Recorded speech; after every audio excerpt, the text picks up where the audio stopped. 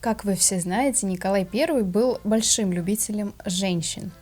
Но он и подумать не мог, что его внучка последует его же примеру. Одно время любовницей Николая I была Екатерина Мусина-Пушкина, которая славилась своей необычайной красотой. Однако, когда Екатерина забеременела, Николай быстро выдал ее замуж за Сергея Трубецкого. После рождения ребенка они быстро расстались, и Екатерина уехала с дочерью в Париж. Девочку назвали Софией. В обществе еще долго ходили слухи о том, кто же настоящий отец Софьи – император или все-таки Сергей Трубецкой. Но как бы там ни было, Николай I принимал активное участие в жизни ребенка. Например, отдал Софью в Институт благородных девиц, где она пользовалась всеми привилегиями, пусть и незаконнорожденной, но все же дочери императора. В 18 лет она вышла замуж за герцога Шарля де Марни, который был на 30 лет ее старше. В браке родилось несколько детей, и последней была Матильда. Со временем Шарль де Марни охладел к супруге, а затем и вовсе начал ей изменять. В 1865 году герцог умер. В положении вдовы Софья пробыла недолго, и уже в 1869 году вышла замуж за испанского герцога и переехала к нему в Мадрид. Неизвестно, как бы сложилась судьба Матильды, если бы не детство, проведенное в Испании. Ее мать вела себя холодно и сдержанно со всеми детьми, а вот отчим баловал и прощал все шалости. Вы на канале Дарки, друзья, и сегодня у нас скандальная внучка Николая I или дядюшка Макс, как она себя впоследствии называла. Сразу хочу подчеркнуть, что в этой истории не ясно, была ли смена пола, поэтому я буду обращаться к Матильде как она, потому что она себя именно так идентифицировала. Вот. Несмотря на то, что она себя назвала дядюшкой Максом, все же, это была она, поэтому... Например, в случае с Лили Овербек из предыдущего ролика про Зинаиду Гиппиус, там действительно была смена пола и обращение уже к себе как к мужскому лицу, поэтому тут понятно. А здесь вот немножко сложная ситуация, поэтому я уже объяснила свою позицию. А сейчас я скажу ваше нелюбимое «погнали». Нелюбимое, потому что у меня есть часть подписчиков, которые супер душные и которые пишут в комменты, что за скоробезничество, как будто бы я им должна какую-то определенную модель поведения и вообще всю жизнь им что-то должна. Но на самом деле я не обращаю внимания на таких людей, потому что большинству именно людей, для которых я делаю, тот тип людей, да, им нравится. И все подписчики, которых я встречала в реальной жизни, с которыми мы общались, все балдеют и понимают, почему я привношу такую нотку в свои ролики, а те, кто не понимает, я и не для вас делаю, собственно говоря. Погнали!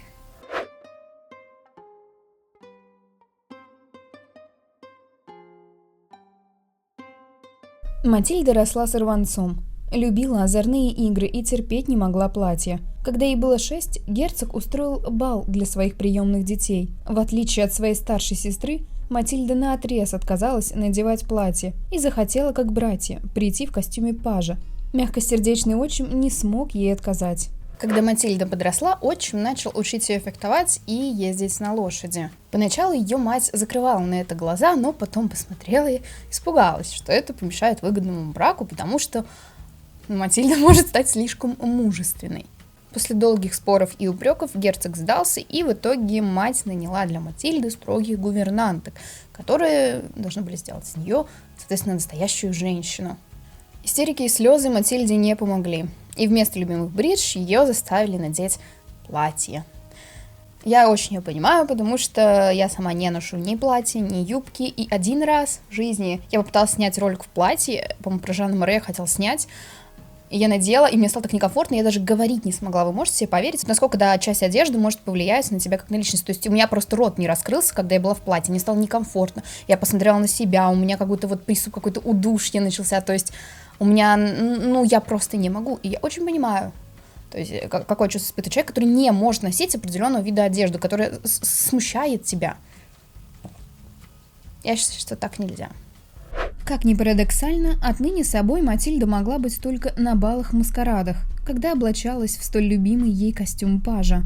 Но и в жизни Матильда порой позволяла себе немыслимое для девушки тех времен. Сбегала из дома в мальчишеских костюмах и проводила время в компании женщин легкого поведения. А однажды и вовсе участвовала на дуэли. Победив своего соперника, она с гордостью заявила ему, что он дрался с женщиной. Эти выходки повергали Софью в ужас, и она сильнее укреплялась в мысли, что дочь нужно поскорее выдать замуж. Перебрав множество кандидатур, она остановилась на маркизе Жаке де Бельбефе. Узнав о готовящемся браке, Матильда была в ужасе и хотела покончить с собой, заколовшись шпагой, но в конце концов свадьба состоялась. Вопреки ожиданиям, свадьба оказалась первым шагом на пути к свободе. Жизнь весьма иронична. Оказалось, что маркиз де Бельбеф не интересовался женщинами и заводил себе жену для, так сказать, выгодного брака, как вы понимаете, чтобы, все нормально было. Но Матильда, в свою очередь, не сильно расстроилась, что у нее такой... I'm sorry, guys. Матильда не расстроилась, что ее муж не интересовался женщинами, поскольку она сама не особо интересовалась своим мужем, и это дало ей некоторую долю свободы. Постепенно Матильда начала превращаться в дядюшку Макса, то есть определенный образ, которому она соответствовала. Вместо платьев теперь стали полностью костюмы, а она постригла волосы и стала заводить романы исключительно с женщинами. Матильда словно испытывала на прочность нервы общества, училась не обращать внимания на косые взгляды и назойливые сплетни. Но вот скончалась ее мать, и не за горами был развод с мужем. Матильды тоже не стало, и ее место занял дядюшка Макс.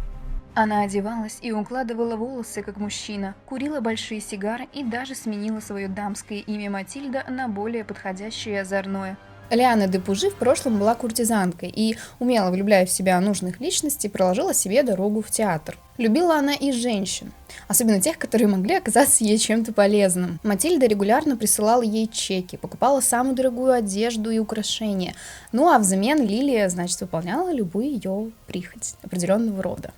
Матильда, или, как ее еще называли, Мисси, любила женщин, но еще больше она любила женщин творческих, если не гениальных, и с готовностью оказывала им свою протекцию. Так, среди ее возлюбленных числились художница Роза Баньор и актриса Сара Бернар. Мисси любила широкие жесты. Когда Сара Бернар хотела продать на аукционе свои украшения, чтобы погасить долги мужа, Мисси выкупила их за большие деньги и вернула Саре вместе с букетом цветов. Любовь Мисси к талантам сыграла с ней злую шутку, когда она познакомилась с Колетт. Долгое время Колетт была литературным негром при своем муже, довольно посредственном писателе Вилли. Хотя она была автором успешных романов и Клодин, на книгах всегда стояло имя ее мужа. Когда правда вышла наружу, Колетт стала весьма популярна в Париже. Колетт и Мисси познакомились в 1905 году на одном из литературных вечеров.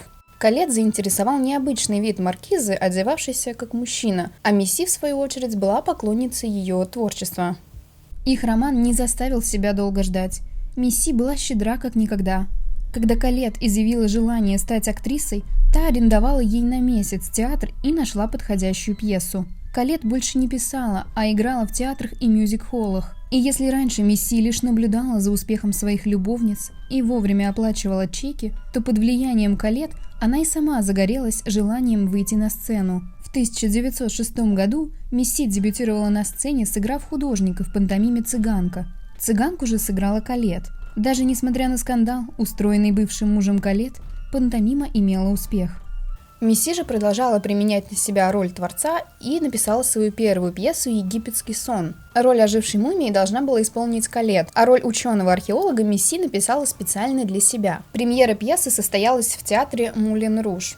И скандал не заставил себя долго ждать. Правда, не тот скандал, к которому привыкла Мисси.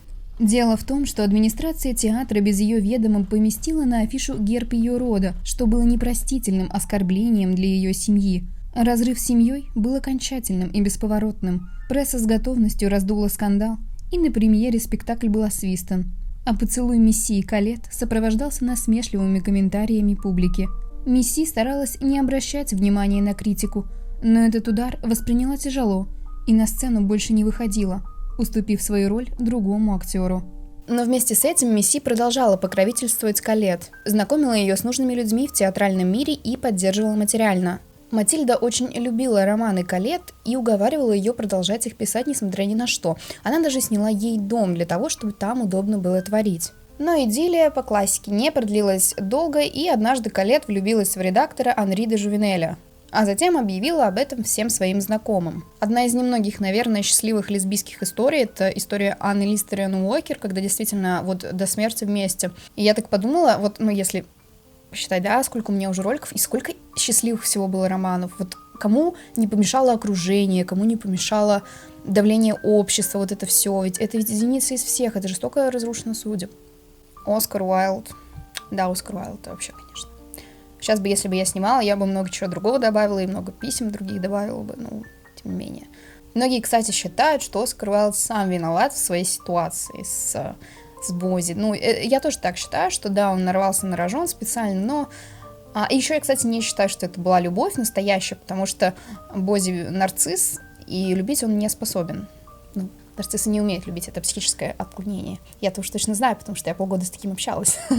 Вот, ну и, соответственно, Оскару, мне кажется, просто доставляло удовольствие возможность потискать такого симпатичного мальчика, как Бози, даже несмотря на все последствия. А вот эта вся ситуация с папашей еще больше, мне кажется, его подогревала, ну, исходя из того, какого характера у Уайлда вообще, в принципе. А что я про них-то говорю вообще? Вообще же не про них. Да, поговорить хочется с кем-нибудь. Я и Колетт расстались, и теперь уже навсегда. Были в жизни Матильды и другие женщины, но сама она начала постепенно угасать. Желая уйти на красивой ноте, она попыталась покончить жизнь самоубийством при помощи харакири, но рана оказалась несмертельной. Однако эти мысли не покидали Мисси, и в 1944 году она все-таки покончила с собой, заперевшись на кухне и включив газ.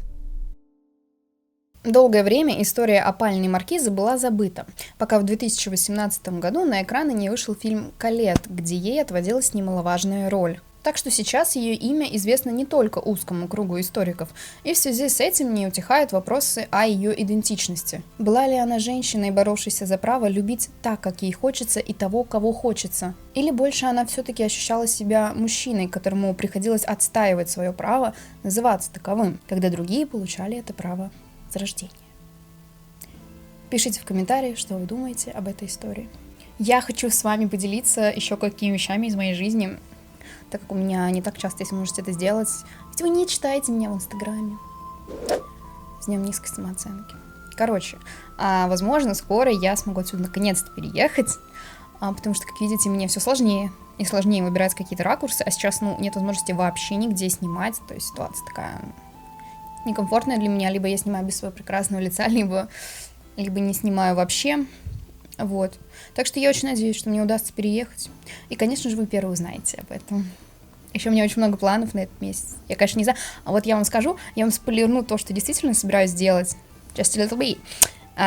У меня, скоро на моем канале будет интервью, выйдет, не со мной, как я буду интервьюером, да, брать интервью у человека с необычной историей, скажем так, и очень надеюсь, что он где-то такой формат. Естественно, я хочу как-то расширяться, потому что меня не смотрят по какой-то причине люди младше 50.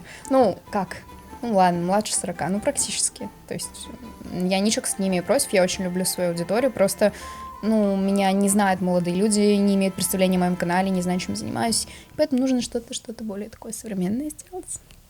Спасибо за внимание, за понимание, за любовь, за поддержку, за негатив, за злобу, за оскорбление, за пожелание смерти. С вами была Дарки. Всем пока.